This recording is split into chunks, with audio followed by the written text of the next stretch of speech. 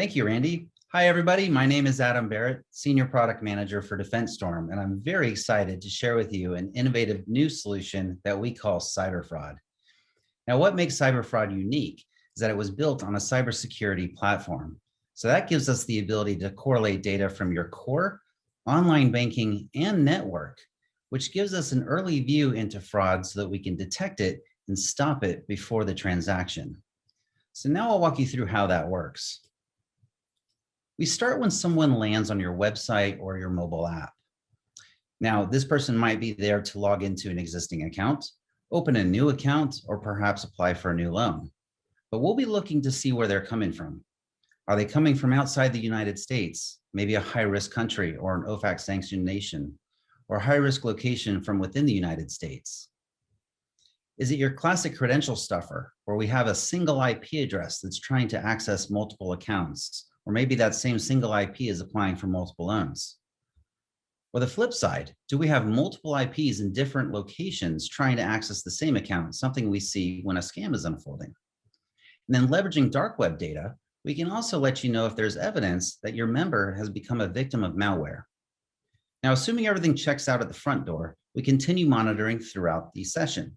So we'll be looking for things like changing the password, changing an email or a phone number, especially if that email or phone is tied to your one-time passcode protocols.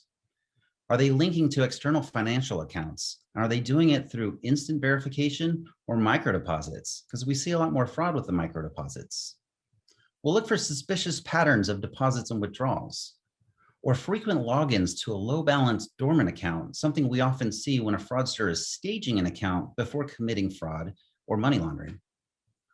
And leveraging dark web data again, we'll look for deposits from or payments to known money mules, or compromised accounts or debit and credit cards that are for sale on the dark web.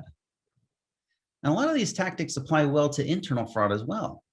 So we'll be looking for remote employee access coming in from outside the United States or away from their normal work location, or perhaps employees doing their jobs at unusual times of day, on the weekends, holidays, times when they normally wouldn't be working. We'll also look out for agent-assisted account takeover. And that's a scenario where the fraudster hasn't been able to compromise the account online, but they know enough about your member through social media that they can phone up your call center and fool them into believing they're a real member and have them change the passcode so they can take over an account. We'll also, using dark web, look for evidence that your employee is a victim of malware, and we'll monitor your executives on dark web forums for any chatter that might indicate a coordinated spear phishing attack. So now let's take a look at the solution. This is Grid, our online console, which is used by your information security, fraud, BSA, and AML teams so you can collaborate on cyber threats. Now, upon landing in Grid, the first screen you'll come to is a dashboard. The dashboard is just a graphical view of your current fraud landscape at any given point in time, and it's fully customizable so that we can show you the information that's most important to you. Now let's take a look at the fraud module.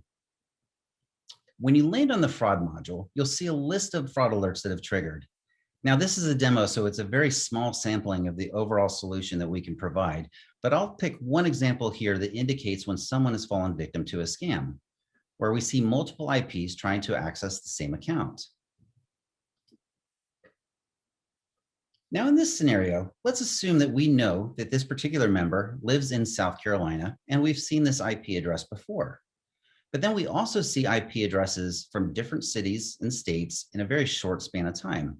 This is very common to something that we would see when someone has fallen victim to a scam and they've given up their banking credentials, and now someone's accessing their account from a different device and IP that we haven't seen before.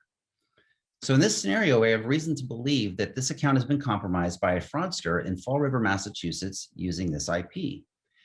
Now we'd like to know, how far has that IP gone? Because usually a fraudster hasn't compromised just one account, they've compromised many. So to accomplish that, we created what we call a story view. And the story view will give us all of the alerts that have triggered off of this particular IP address. So it's a form of link analysis to show you how far that IP has gone.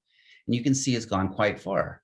So this is a pretty clear-cut sign that we have an IP threat that needs to be shut down.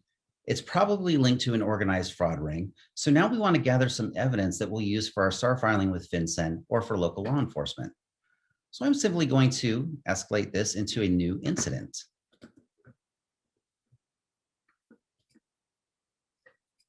Now, incident is where we gather all of our evidence, and you can see all the evidence from the alert has transferred over cleanly.